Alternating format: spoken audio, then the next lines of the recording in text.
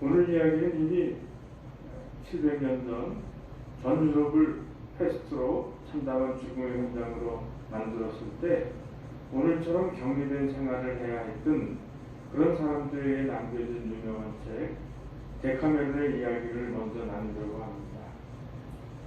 이 시기를 죽음의 두려움과 절망 속에서도 이성과 연대, 믿음과 슬기로 극복해냈던 것을 알 수 있습니다. 1348년 피렌체 도시에 패스트가 유행하자 속수무책 매일 수많은 사망자가 생겨서 시내는 아비규환이 됩니다. 돈 있는 자는 마구 술을 퍼마시며 조금이라도 공포를 잊으려 했고, 가난한 사람들은 별도리 없이 두문불출 사람들과의 접촉을 피하면서 일에 손에 잡히지 않는 상태였습니다. 또 어떤 사람은 집도 재산도 버리고 자기네 별장이나 남의 별장을 빌려서 그저 연명하려고만 했던 시기였습니다. 이러한 혼란 속에 산타 마리아 노베브라 사원에 요즘 말로 자기 격리를 하면서 총명한 7명의 숙녀들과 3명의 청년들이 집거하며 이 재난의 시기를 슬기롭게 그리고 믿음으로 지혜롭게 이겨내기로 합니다. 각각 한 사람의 머슴이나 하녀를 포함해 10명은 지루해지지 않게 이야기로 지내면서 경건했던 한 사람들은 토요일, 일요일은 기도하며 예배를 드리기도 했고, 그러면서 하루하루 일과를 진행하면서 이야기로 보냈던 것을 편집한 것이 바로 데카메론입니다. 단테의 신곡과 견주어 이 보카치오의 보카치오의 데카메론을 인곡이라고도 하지만, 단테는 신곡을 통해서 높은 이상을 내걸고 중세에 대한 경고를 했다고 한다면, 보카치오는 풍속 교정자로서 현실을 냉정하게 받아들이고 그러면서도 그 대상들로부터 거리를 두고 미소와 풍자까지도 섞어 묘사함으로 근대 소설의 선구자가 됩니다. 데카메론 이야기 중에 하나를 소개합니다. 유대인 멜기세덱의 3개의 반지 이야기입니다. 이미 잘 아실 것입니다. 이야기는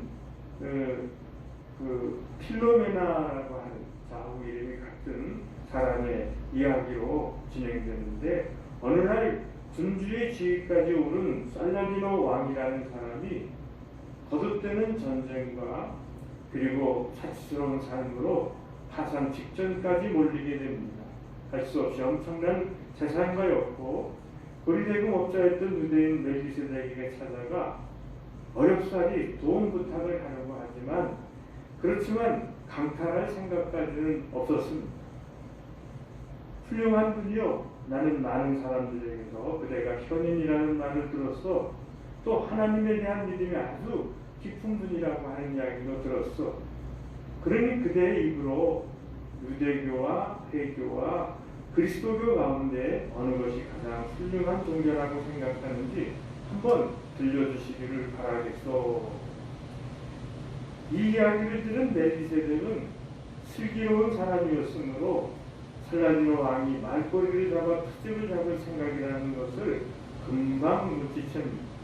그래서 왕의 수책에 말려들지 않으려면 3가지 종교 가운데 어느 하나도 칭찬해서는 안 되겠다 생각을 했습니다. 그렇게 상대방의 것에 걸리지 않도록 대답하기로 작정을 하고 그 머리에 묘안을 떠올립니다.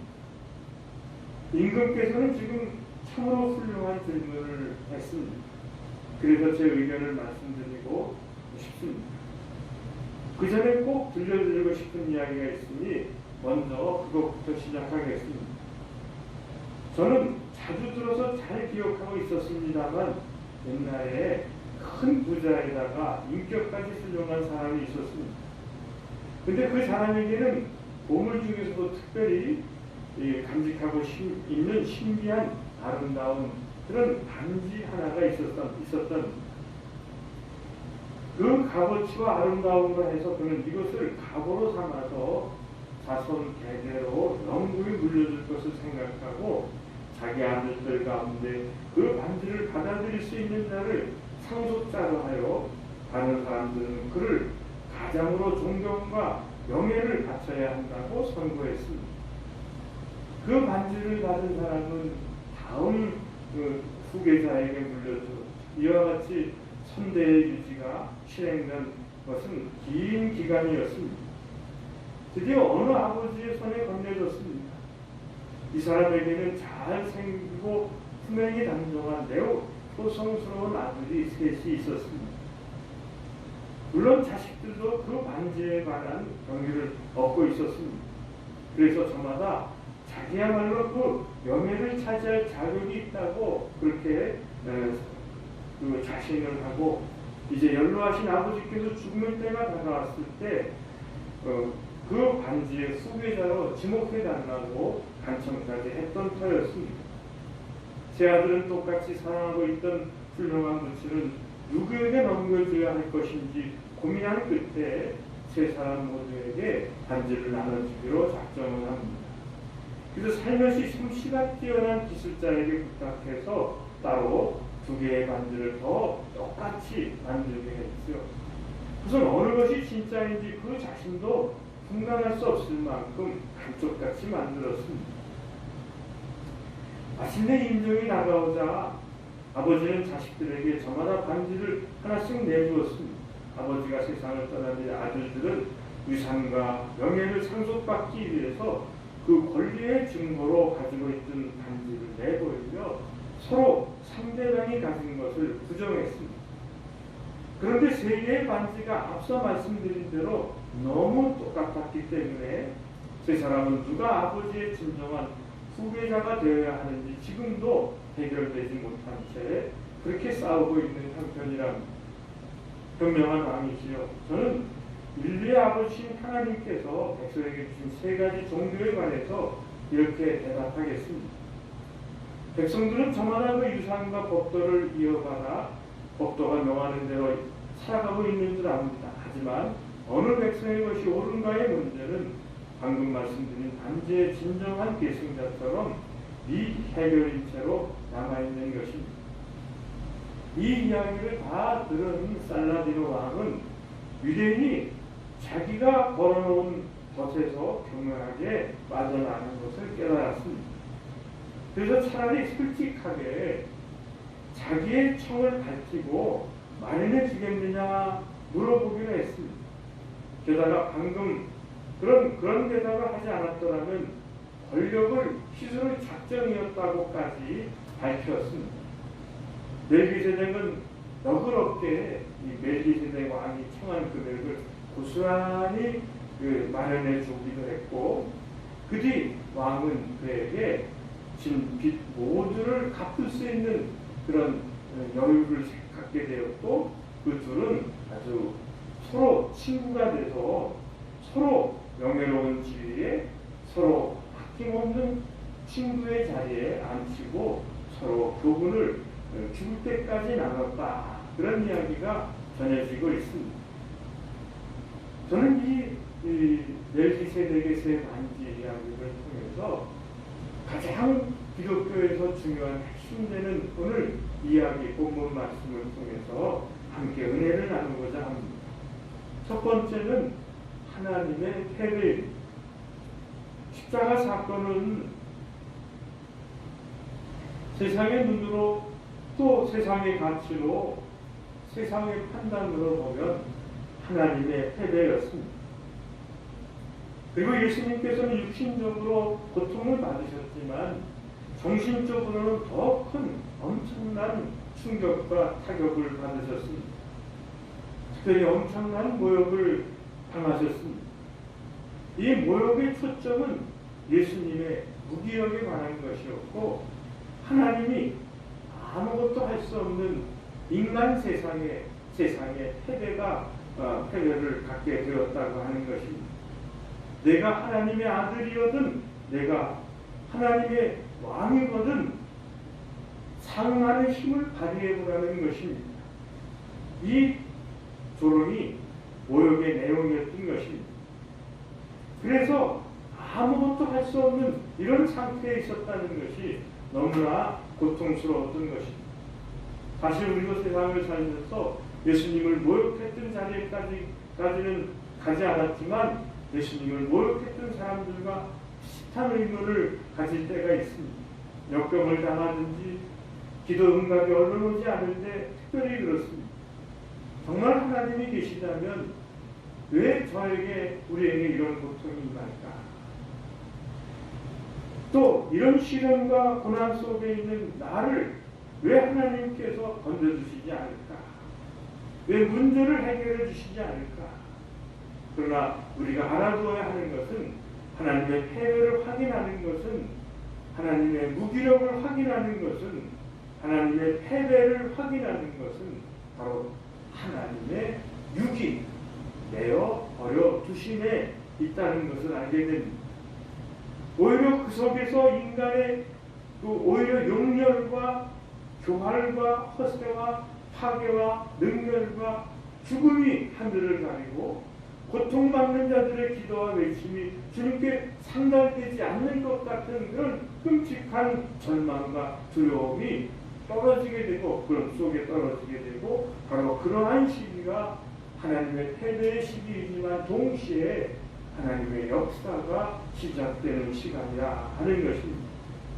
바로 하나님의 나라 생명의 역사, 부활의 역사, 구원의 역사가 임마누엘 예수 그리스도의 오심과 우리를 위해 고난당하시고 죽으시는 구원 역사를 이뤄내었다고 하는 것입니다.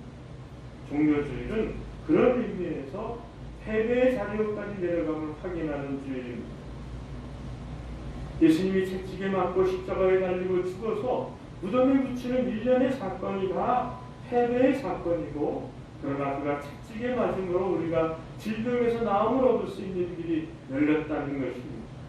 그리고 그가 십자가에 달리심으로 우리가 저주에서 벗어날 수 있게 되었다는 것입니다. 그리고 그가 죽어서 무덤에 묻히심으로 부활이 가능해졌고 그리고 죽음을 이기고 부활하여 우리에게 부활도 영생도 하나님 나라도 누리게 해 주셨다고 하는 것입니다. 이렇게 하나님의 자녀는 믿음 안에서 우리가 하나님의 그 유기 속에서 때로는 그 더 큰 소망과 믿음을 갖게 된다는 것입니다.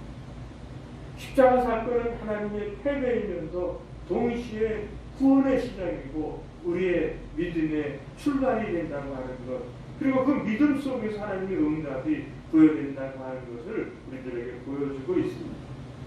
우리가 잘 아는 그 교활이라는 단어가 있습니다. 교활은 기서 산해경 전설 속의 동물의 교와 팔이 합쳐서 생긴 단어입니다. 교는 새뿔이 달린 개 모양을 한 동물이고 교가 등장하면 그의 흉년이 든다는 말이 전해지나 팔은 사람과 같은 생김새로 돼지털이 나 있으며 팔이 등장하면 천하가 대란에 빠진다는 소문이 있습니다. 이 두 친구 교와 활은 매우 간사한 동물이기 때문에 간사하고 꾀가 많다는 뜻을 가진 단어로 자리를 잡았습니다. 교와 활은 호랑이의 몸속에 들어가 내장을 마구 파먹고 호랑이를 죽음에 이르게 하고 미소를 지으며 걸어 나오기 때문에 교활한 미소라는 말이 생겼다는 것입니다. 이와 비슷한 단어가 있습니다. 낭패라는 단어입니다. 일이 남과 일이 패를 씁니다. 남은 뒷다리 두 개가 없거나 매우 짧고 패는 앞다리 두 개가 없거나 매우 짧은 특징을 가지고 있다고 합니다. 그래서 남과 패는 길을 걸을 때 항상 둘이 호흡을 맞춰 함께 걸어야 문제가 없다고 합니다.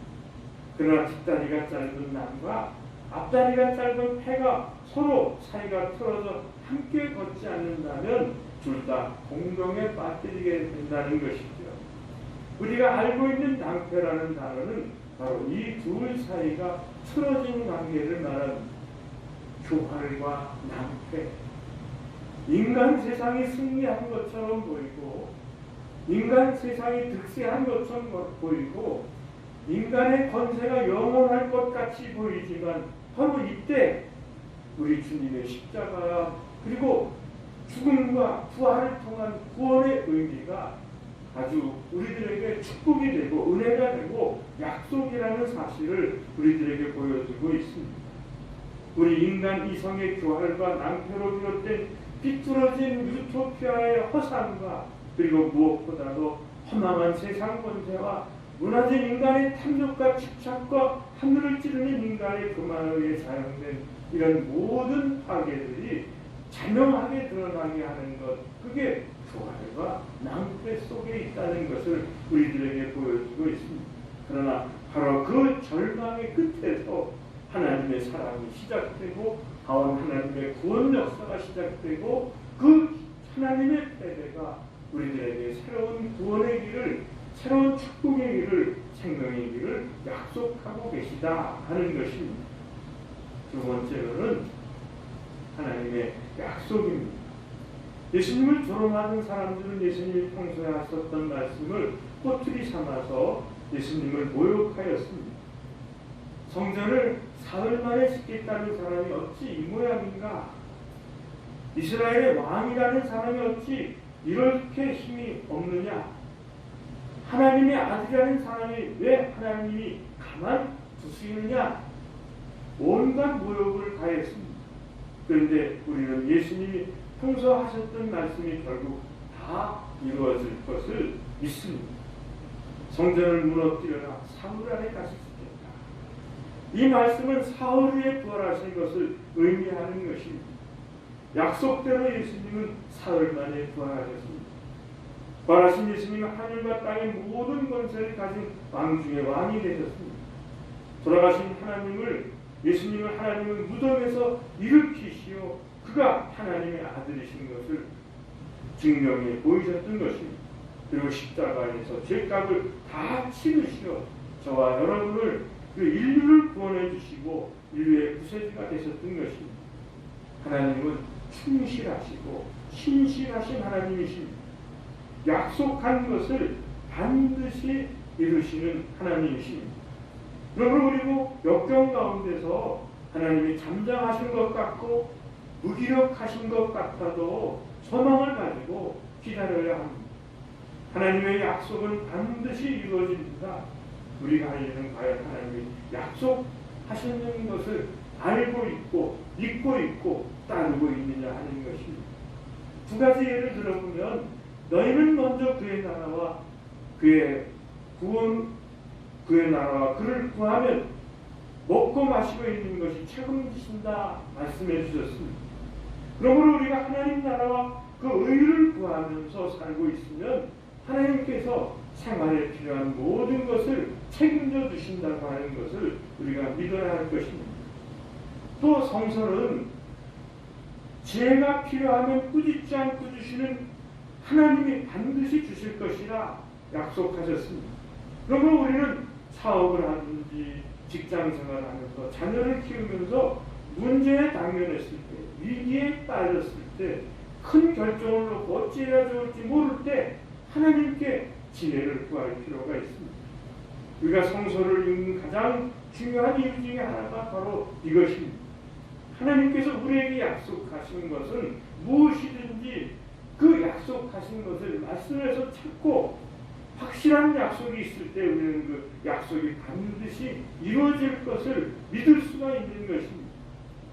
하나님이 잠잠하신 것 같고 하나님이 도울 수 없는 것 같이 보여도 고수이신 하나님께서 지금도 일하고 계시고 반드시 약속을 이루시리라는 것을 기대하면 소망 가운데 우리 하나님은 반드시 이루어주실 것이라 하는 것입니다. 신앙은 절대적인 하나님을 인정하는 데서 출발합니다. 하나님을 인정한다는 것은 하나님의 섭리와 주권을 인정한다는 말입니다. 하나님의 섭리와 주권을 인정하는 순간부터 내게 일어나는 모든 일이 하나님의 역사요 축복이라는 것을 알게 됩니다. 그러므로 믿으면 내 삶의 모든 일은 우연이 아닙니다. 지금 내가 하는 그 일도 그 자리에 있는 그 상태의 나도 모두 하나님의 뜻과 의도와 섭리 가운데 지금 있다는 것을 알게 되는 것입니다.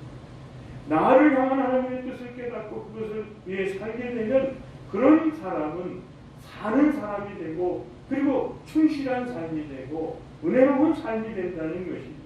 나도 살고 남도 살고 더불어 모든 이들과 살리는 삶이 된다는 것을 알게 합니다. 다음 주일은 부활주일입니다. 예수님의 십자가 죽음으로 온 인류는 죄를 용서받을 수 있는 은혜를 입었고 예수님의 부활로 죄를 용서받는 인생은 하나님의 자녀가 돼서 천국에서 영원히 살 수 있는 명성을 얻게 되었습니다. 그런데 여기서 빌라도 이야기를 해보려고 합니다. 빌라도는 그렇게 큰 권세를 지니고 있고 그렇게 가진 것이 많은 사람이었지만 왜 끝까지 예수님을 살리지 못했을까?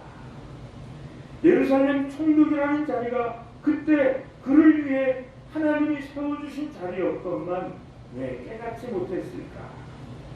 힘은 하나님의 뜻을 알고 하나님의 뜻대로 사용될 때 그리고 권력, 오름을 지키는 힘이 된다는 것을 우리가 알 필요가 있습니다. 그러니 하나님의 뜻을 깨닫지 못하고 자기 멋대로 사용하는 힘은 남을 해치는 폭력이 된다는 것입니다. 옛날부터 중국에서 전해 내려오는 어떤 이런 이야기가 있습니다. 한 아이가 커다란 물독에 빠져 곧 죽을 지경에 이르렀을 때 그 물독이 너무 크고 높아서 사람들은 방법을 찾지 못해 허둥대고 있었습니다. 그때 한 지혜로운 이가 망치로 독을 깨서 아이를 구했다는 얘기가 있습니다. 독에다 사다리를 걸쳐놓고 물을 퍼내는 식으로 아이를 구하면 어려울지 모릅니다. 물을 퍼내는 동안에 아이는 죽을 수도 있기 때문입니다. 망치로 독을 깨고 아이를 구하는 일은 간단해 보이지만 지혜와 결단이 필요한 일입니다. 독을 깨고 아이를 구하는 일처럼 고통과 아픔을 겪고 있는 사람들을 치유할 수 있는 방법은 무엇일까? 그 방법은 인간이 가지고 있는 낭패와 그 화를 벗는 것입니다.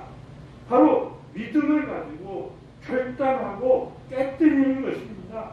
그리고 믿음의 긍정을 시작하는 것입니다.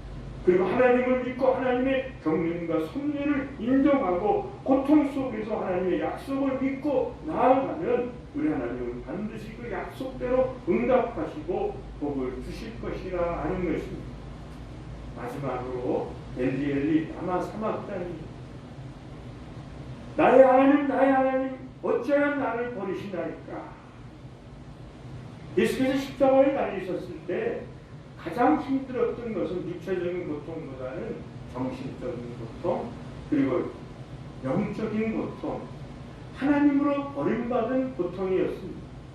그래서 십자가의 사건은 우리에게 큰 감동을 줄 수 있는 사건임에도 불구하고 복음서 기자들은 거의 몸이 건조하다 싶을 정도로 그날 있었던 사건들을 그대로만 기록하고 있습니다.